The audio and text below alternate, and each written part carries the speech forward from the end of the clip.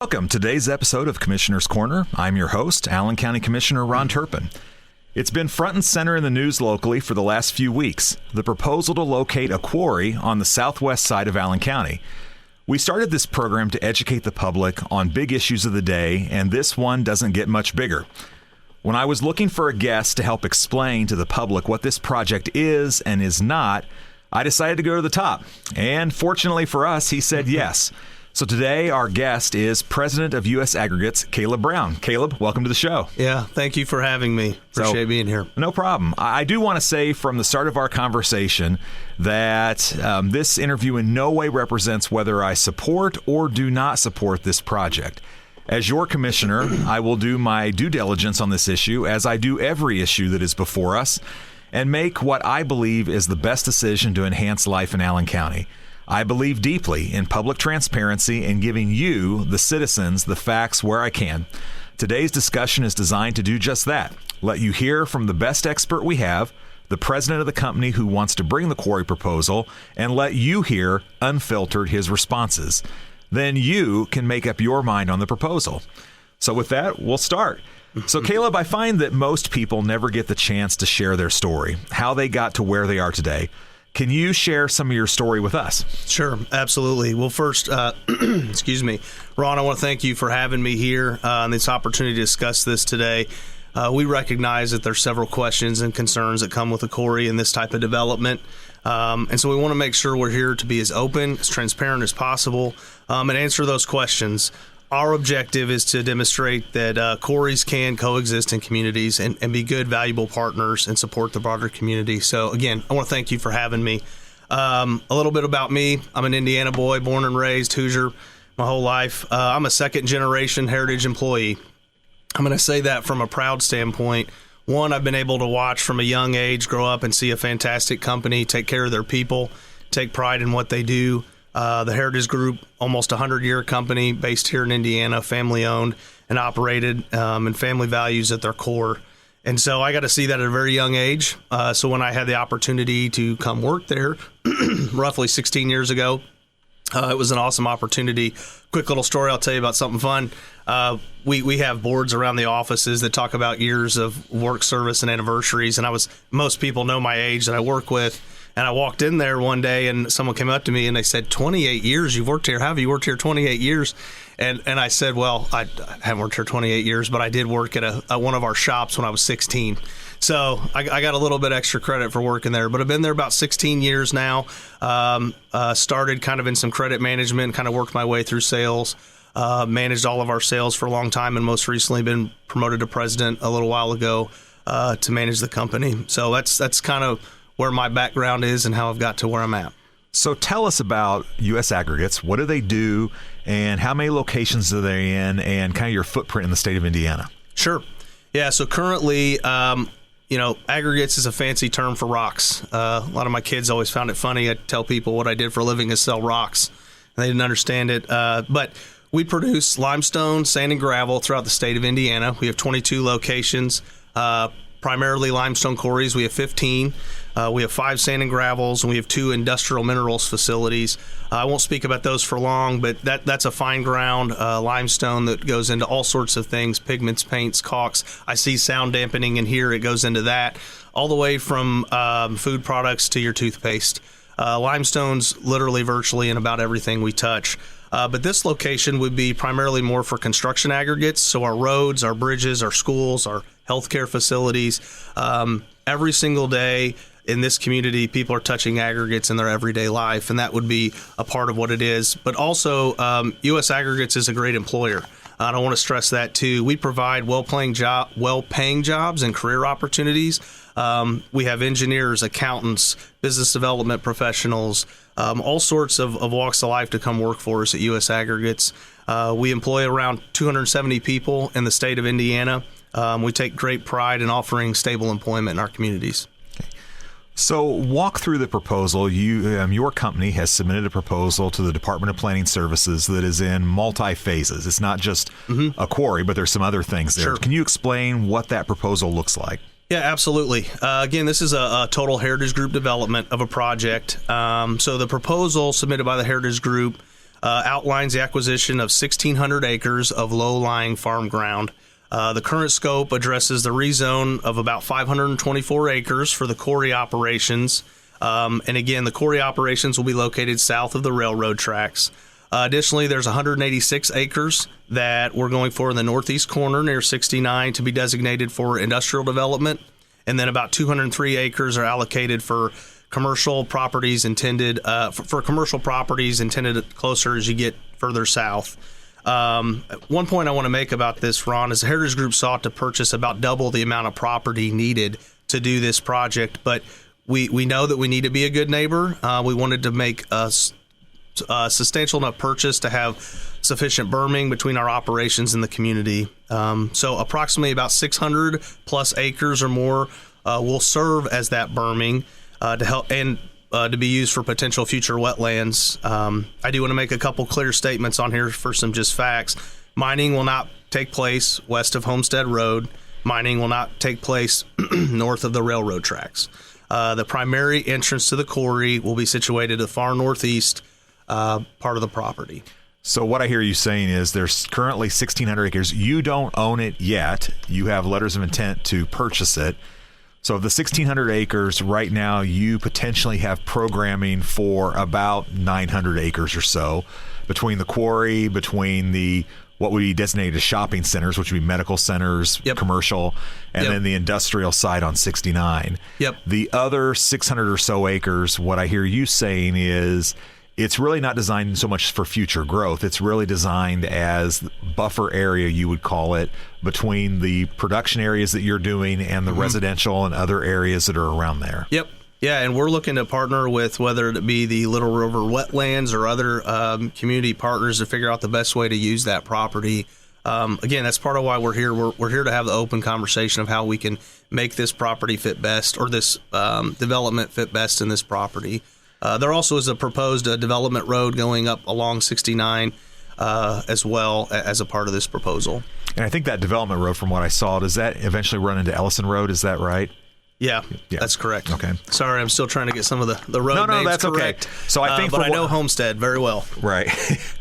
So I've heard another question a lot is why this location? You know, Allen County's big. We've got 660 square miles here. We've already got Sure. a few quarries already in the county. Sure. So why can't y'all go somewhere else? Why go here?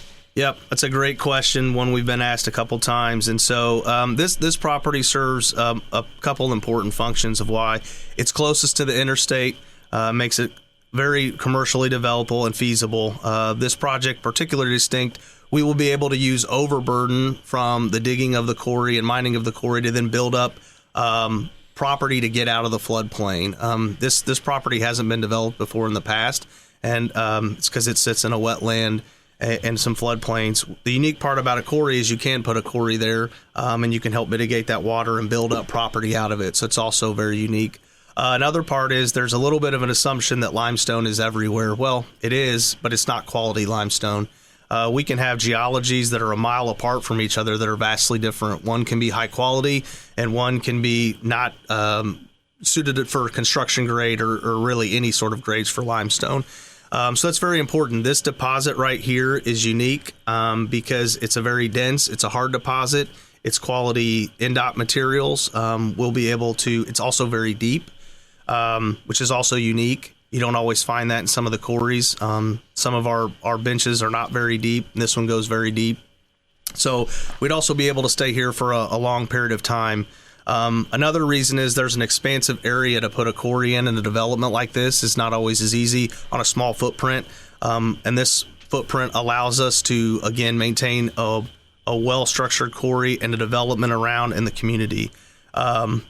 So those are kind of the main reasons. So kind of diving a little bit more into that, you talked earlier about, you know, the rock here is limestone. However, you know, most people think about a quarry and they think about you're taking out big slabs of limestone for you know, buildings or things like that. That's not what you're talking about for this quarry, correct? Correct. Yeah, there are some, and a lot of those are down in southern Indiana. They're dimensional limestone quarries. That's not the type of activity we would be doing. So, our products are going into roads, bridges, sidewalks, foundations, hospitals. To say it in simple terms, we take big rocks and make them small. And And so that's primarily ready-mix asphalt industries are two big ones as well. So, and with that, we will take our first commercial break. You're listening to Commissioner's Corner here on WOWO. Welcome back to Commissioner's Corner. I'm your host, Ron Turpin, and with me today is Caleb Brown, president of U.S. Aggregate. So we've talked a little bit about the location. Now we want to go into a big issue that I hear a lot of, which is quality of place. And obviously, as commissioner, that is something that is first and foremost on my mind. I think you've all heard me say before that one of the things that I always focus on is, looking at every proposal and saying, does this make life better or does this make life worse for the people that live in Allen County? And so a key thing that you hear from folks that live around that area is quality of place. Sure. Will this project negatively impact my quality of place? How do you address those concerns? Yeah, that's a great question, Ron. And obviously, again, we're empathetic to that. We know that when you're bringing a quarry into development, there's going to be concerns and questions. And one, I do want to call note out to the Heritage Group's been around for almost 100 years. U.S. Aggregates has been mining for roughly close to 60 years. And that doesn't happen by accident. That happens by good companies doing the right thing in the right areas. And we've been able to do that successfully time and time again. Quarries and communities coexist throughout this state. And you can find them in all areas. There's already one here coexisting not too far from this location. And so what we try to do is just we become a good partner in the community. We make sure we listen. We partner with the community. We have open dialogue. And again, I stress we're purchasing additional lands around this to create a space and a buffer to keep the quality of life the same with minimal impact to the surrounding communities. So as you mentioned, this is not Heritage's first rodeo. You have quarries in other parts of Indiana. So talk a little bit about, for some of those other quarries, some you have in very, built up areas. They're not in the middle of nowhere. And so how do you coexist? I mean, I know there's one in Carmel that I'm aware of on the southern side on the border between Indianapolis and Carmel. I know you got a big one in Delphi, and there's some other areas. So walk us through some of the existing quarries you have and how you do that coexistence with residences and businesses in those areas. Sure. Well, part of it is we're in these communities. I mean, that's understandable. Yes, we're a company that owns these locations, but our employees are working in these communities. Our families are in these communities. Their kids are going to the schools in these communities. So it's important for us to partner with them. And I'll give you a couple examples. And so the ones in Carmel we don't own. Those are a good example, though, of how quarries can coexist in well-established areas with expensive homes. There's multi-million-dollar homes around those quarries in Hamilton County. And even some multi-million-dollar homes not too far from existing quarries here in this county.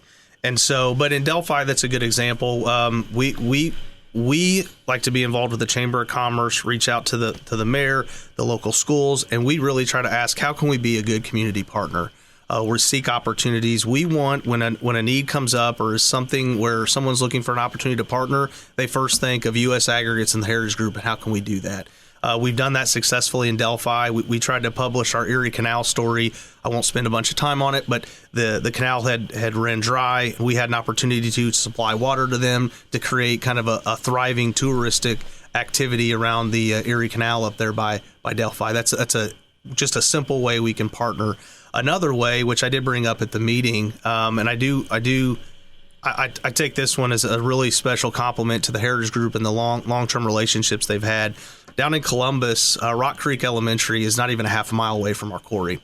And you speak to the folks down there, they love us. We partner with them. We help with their field days. A woman joked with me at the night, are we going to provide hot dogs? Because I said we went to their field day and provide hot dogs. But that's our employees giving back. I mean, my sales directors cooked hot dogs at that for years to come, milestone partners with them. And so we look at ways where we can really be impactful for the community. So we're not just seen as a draw on it. We can really be an advantage to be here and partner with. Even locally, I won't run on it too long, but Columbia City High School, the Heritage Group just donated a skid steer to their civil trade program. Again, it's an example of how we can be a good partner in these communities. So one of the things that you hear of concerns of, especially residents, is blasting. Absolutely. And, obviously, at the southern edge of your potential property, there's a brand new IU health facility being built there. Sure.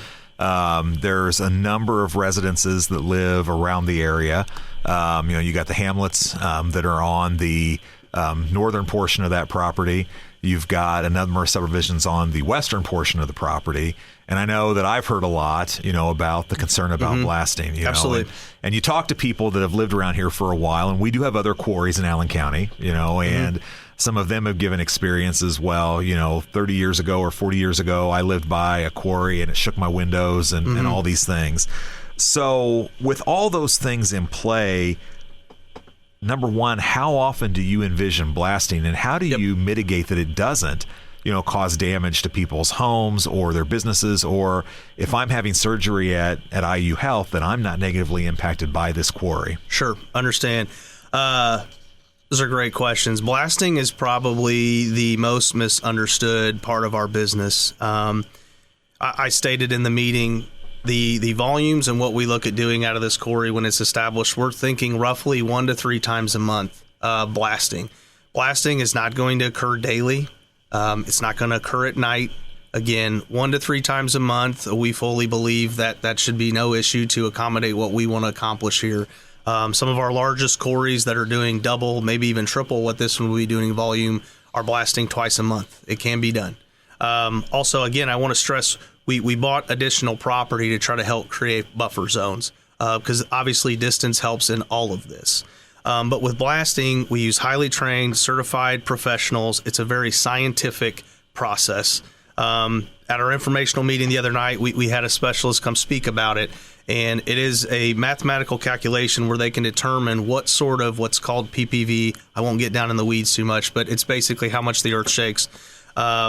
And Indiana has a limit set on that, and it's 1.25 inches per second, and we have to stay below that to make sure we're not causing damage. U.S. Aggregates has a long history of staying well below those ranges.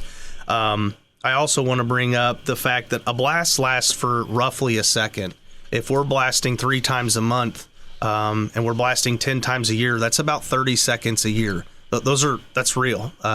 You can come look at what we've done at our other quarries and the frequency of blasting, and that's very in line with what we do.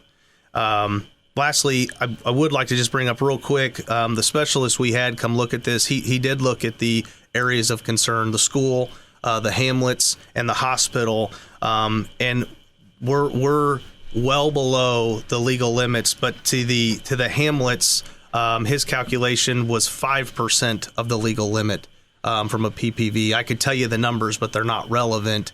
IU Health, the PPV was 0.5% of the regular limit. That's just unnoticeable. And then he made a comment that at Lafayette Meadows, where the elementary school is, he doesn't even have equipment that is good enough to detect that seismic activity because it's that far away and that low levels. So that level was around 0.2% of the regulatory limit. So blasting is very controlled. It's not done in a chaotic environment. It is very scientific, done safely, and we've been showing we can do this for many, many years. So to kind of recap that, because I know that's a big one for folks, is that there's a very scientific method to it. You use the best technologies that your experts have said the impact to residents around would be minimal. You only see blasting happening a couple times a month, and when it does, you would notify IU Health and others of that so that they are prepared for that. Because I know something I hear from like IU Health, for example, is their biggest concern is like MRI machines, right? Because those are so precise. And so, have I kind of restated that back to you accurately? Yeah, absolutely. We do that in the communities we're in now. We have certain communities that ask that we give them notification before we blast. Typically, the blasts are happening in the middle of the day or the afternoon. Again, they are scheduled out and laid out. And it's simply the way a blast works. We put our product on the ground, and then we have to process through that material. So I have to put enough down that's economical, that makes sense for the plant. But again, daily blasting doesn't make sense. That just doesn't even make sense. So we do it, again, 1 to 3 times a month for this location is what we're anticipating. We can notify any of the surrounding communities to let them know what we're doing. So if you think about in a day of a week where we're having to you use IU Health as an example, I'll speak to that. Of their week, we could disrupt it 1 second. And so I feel like we could probably have some pretty good conversations around scheduling to be able to mitigate that. a second a week, 3 seconds a month. Even if it was 10 seconds a month, which it's not going to be, we could easily mitigate that. Do you normally try to blast during the day, or is it night, or when does that normally happen? Yeah, so it's not even legal to blast at night without special permits. We won't be blasting at night. Typically our blasts are between noon and 3 o'clock. That's the best time to do them for us. But yeah, we've actually had instances where our drillers and blasters, our contractors are on site, and it's taken longer to get their shots laid out or whatever they're doing. Nightfall comes, they have to stay on site with that for the entire day, and they cannot blast until the light is up the next day. We typically then wait till at least, if that happens, mid-morning to noon, but typical blasts are around noon to 1. Okay. And with that, we will take our second break. You are listening to Commissioner's Corner here on WOWO. Welcome back to Commissioner's Corner. I'm Ron Turpin, and today with us is Caleb Brown, president of U.S. Aggregates. So, Caleb, in the last segment, we talked a little bit about quality of place and blasting. Another big concern that I've heard is the impact on the water table.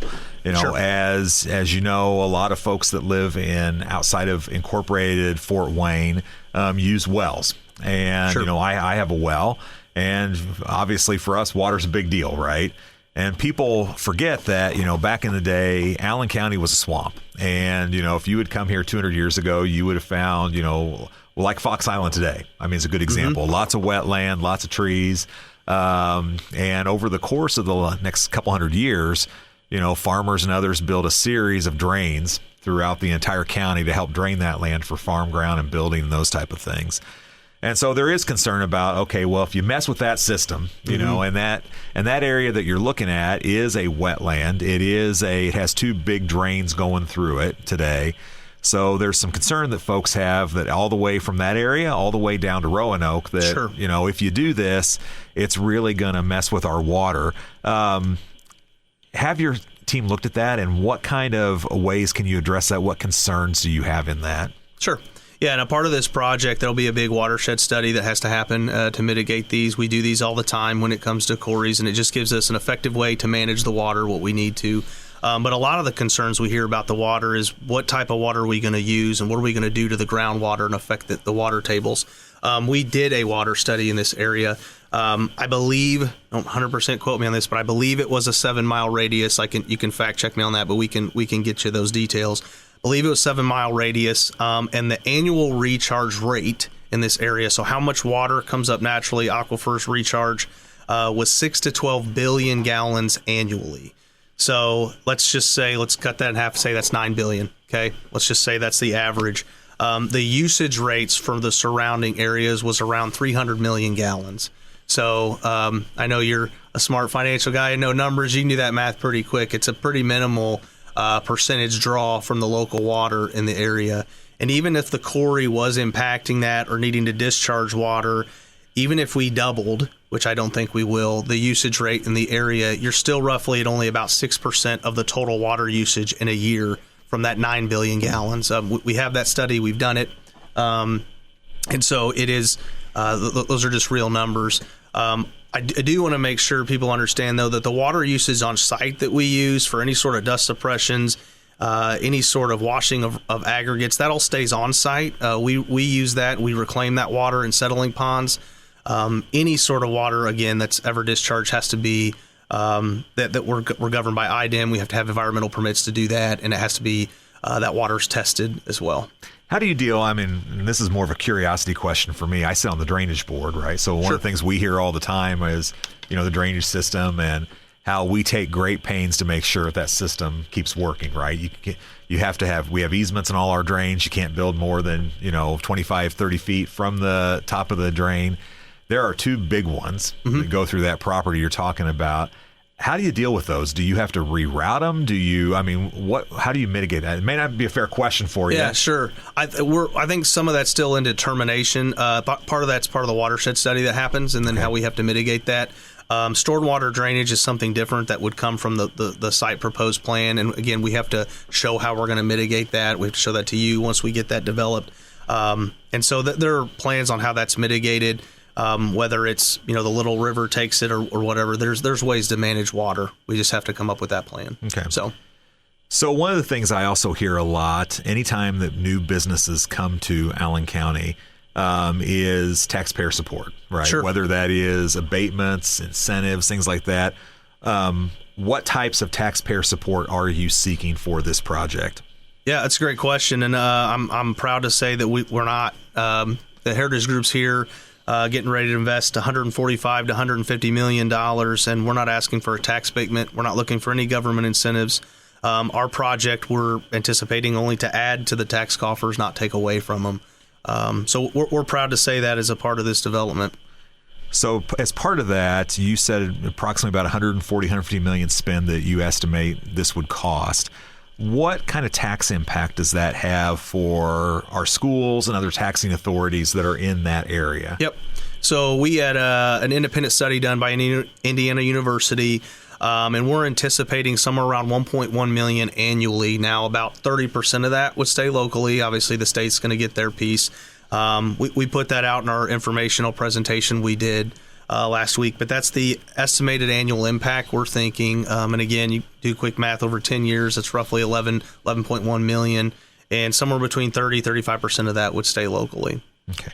And how many employees do you think that you would have on this site, and what is typically the average wage for those positions? Sure. As the project gets going and started, there'll probably be a little bit more because we'll be doing construction of the site. You know, if you build the frontage road, and all the development happening, we're probably looking between 130 and 140 jobs, ranging anywhere from $85,000 to $90,000 annually. And then once the area is established, and we have full operations running, we're probably looking around 100 to 110 jobs and should be at similar wage rates. So I'm sorry, when you look at those jobs, what's the difference between a job to start the quarry and then the management of it long term? Yeah, well, so we're doing some site development at first, Okay. and some of that starts to, that'll leave. You always have, we call it dirt stripping. You always have those types of campaigns that happen, but building up the quarry and developing it is a lot different than running the operations of it, if that makes sense, to where we'll have management level opportunities here that come, but in the beginning it'll be building up the property, building the frontage road, building all the front properties to do all the development needed in the area. And I would like to add, Ron, that there is a little bit of a misconception. Heritage Group already operates here in the Fort Wayne area. I think we employ roughly 260 people between Speedway and Milestone. Okay. So, yeah, remind us where those are at. So for folks that are, because again, we have quarries already here. We have ancillary businesses, right? That Yep. talk about Speedway and Milestone. Kind of walk us through where those are at right now and what they do. Yeah, so Speedway Ready Mix is a Ready Mix arm of us, and it's all throughout Fort Wayne, Allen County, and kind of the surrounding counties. Milestone is the, I'll say, owner of that company from a parent company. I can back up a little bit. Might want to clarify this, Ron, too. So we're a part of the Heritage Group. The Heritage Group has a construction arm that's called Heritage Construction Materials, and that's where U.S. Aggregates, Milestone, Speedway Ready Mix, and a couple other companies funnel up through. And Milestone does construction and bridge work up in this area as well. Okay. So there has been obviously a lot of opposition that the listeners have heard about over these last couple weeks. The local school corporation, Southwest Allen County Schools, has done a resolution opposing this. IU Health Administration has come out in opposition. A number of neighborhood associations there, even City of Fort Wayne elected officials. Sure. Is this kind of opposition to something like this normal in your experience? Sure. I think we certainly understand people are going to have concerns about the project. And we've tried to do a good job, I believe, of getting out on the front end and having some open dialogue with the communities we felt would be most impacted. You attended our meeting that we had last week. We greatly appreciate that. There was a lot of folks there engaged, asking good questions. I do want to give a compliment to the groups in this area. They've handled themselves professional. They've asked great questions. Sometimes you don't always get that with these types of developments, and I do want to give them a kudos. And it's been nice to be in a community where people at least will have an open dialogue. So that's been good. I will say we did a good job, I think, of trying to have some good faith conversations. But again, our goal is to make sure we get the people educated, making the decisions, and get the facts in front of them. So yourself, BZA members, Plan Commission members can make a well-educated decision Todd and I tried to get in front of the school board for a quick second. They voted. That's unfortunate, but we tried.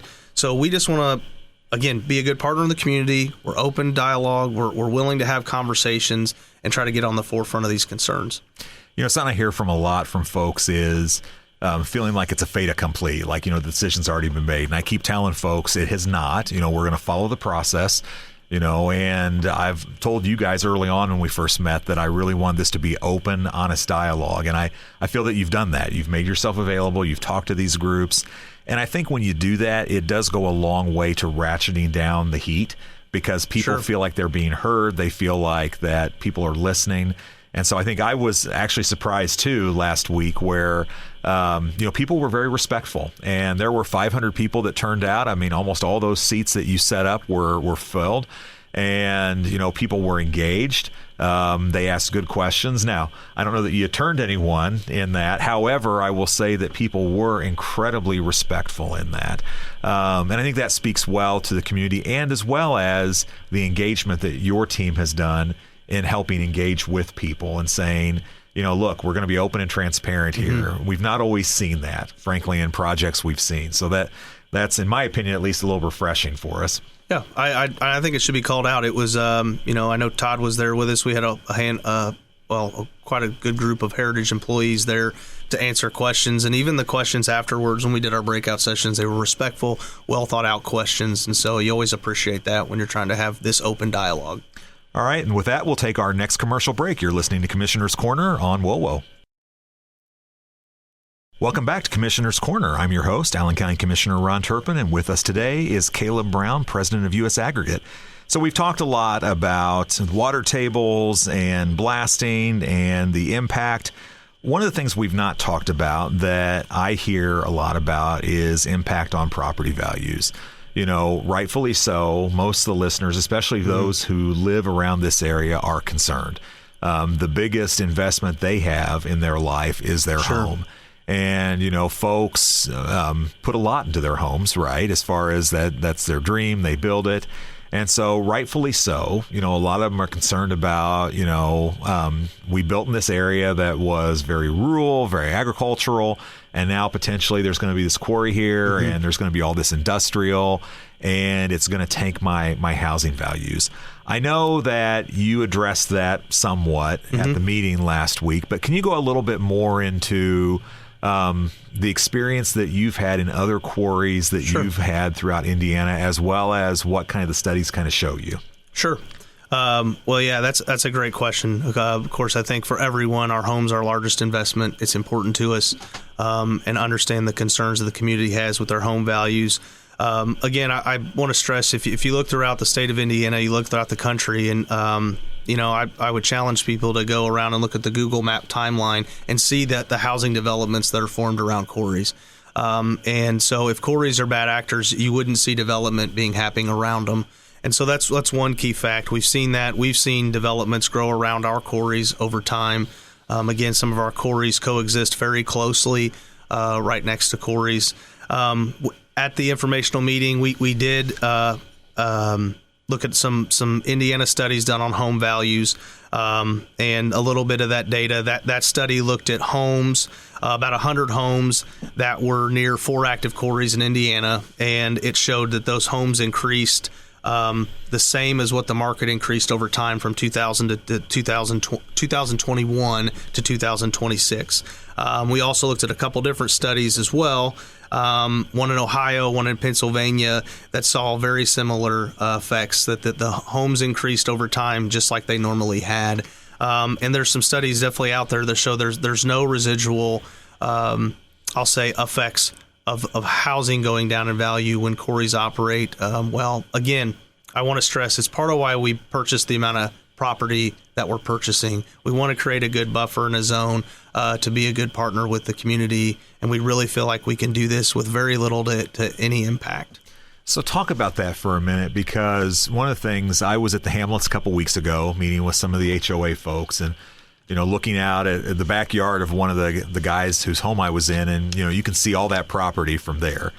And so one of the things that concern to them obviously is that, well, we can see all this. Yep. Or if I'm driving on 69 and, turn to the west, I can see all this industrial and all that.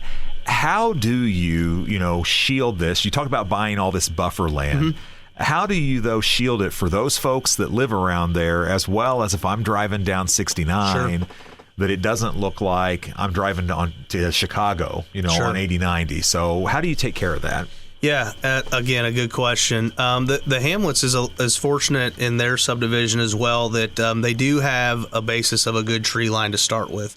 Again, that's nothing we did or we caused, but they do have that when it fills in through the year. Berming is a fantastic way to suppress noise, dust, any sort of, I'll say, quarry nuisances that could come from a project. And we have those proposed in the development. We have different types of bermings that we're proposing, putting along 69, putting out by Lafayette Meadows Elementary School, putting all along the Hamlet subdivision to help mitigate any sort of visual noise, dust that could come from this.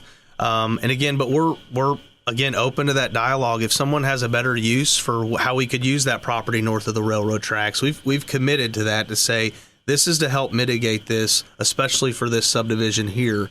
What type of partnership could we come to create, whether it's a walking trail or whether it's some sort of canal, or what it could be, to where we could help improve that area actually and make it better than what it is. And so visual bermings, what we're doing is proposed in the plan. If there's some other creative ideas, like we welcome to hear those options, and we'll look at the opportunities to figure out how to best do it.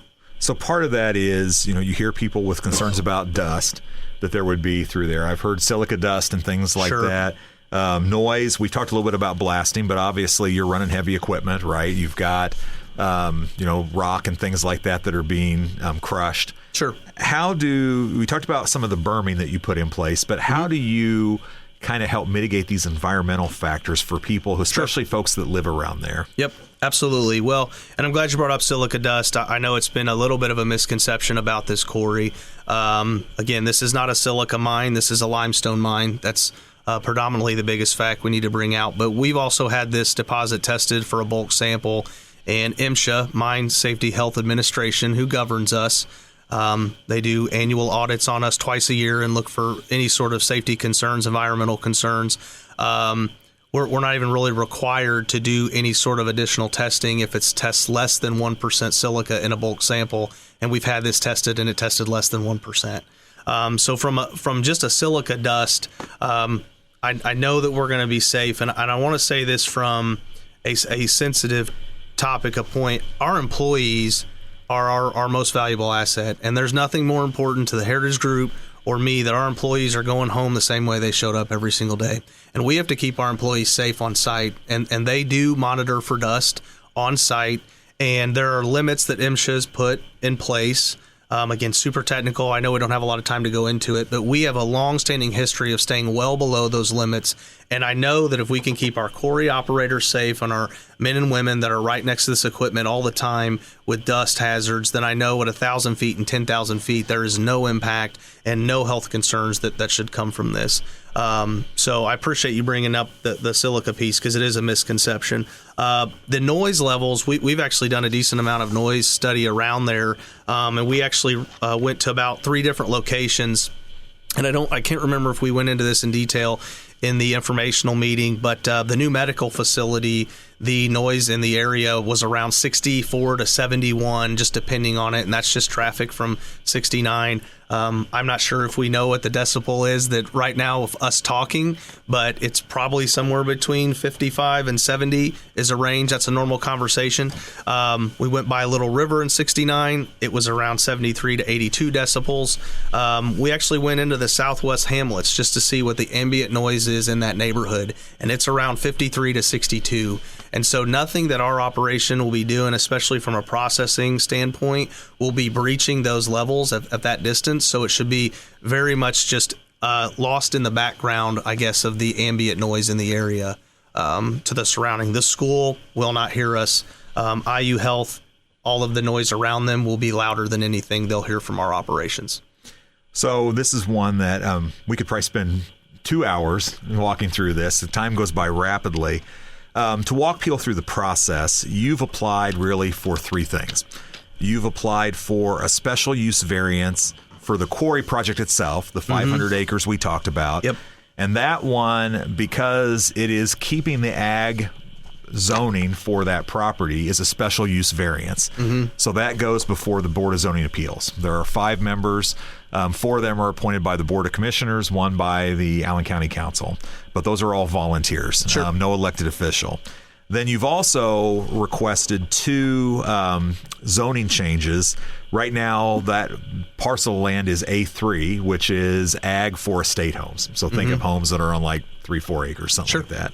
Right now, there's a couple homes on it for farms, but it's mainly a farming area. Yep.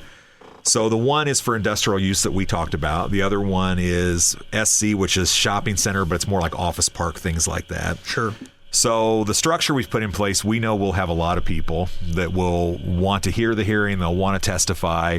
So we've moved this hearing from normally it'd be downtown at Citizen Square to the Coliseum. We're doing something a little unusual in that we've got the Board of Zoning Appeals and the Plan Commission the same night. Number one, makes it easier for you all. Also makes it easier for the public. Sure. Because normally instead of coming at 1 in the afternoon, they come at 5:30.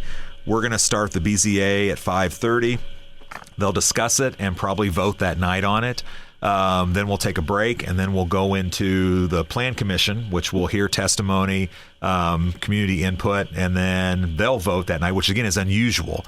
Normally, you've got a week break between the hearing and that vote. Again, we want to do this because we know the interest in this project. We want to give you finality one way or the other. We want to give the public, not have to go to multiple meetings. We are waiving the cost for parking that night. So for those of you that want to come to the Coliseum, there's no charge to that. These are separate projects, however, they're all tied together. Sure.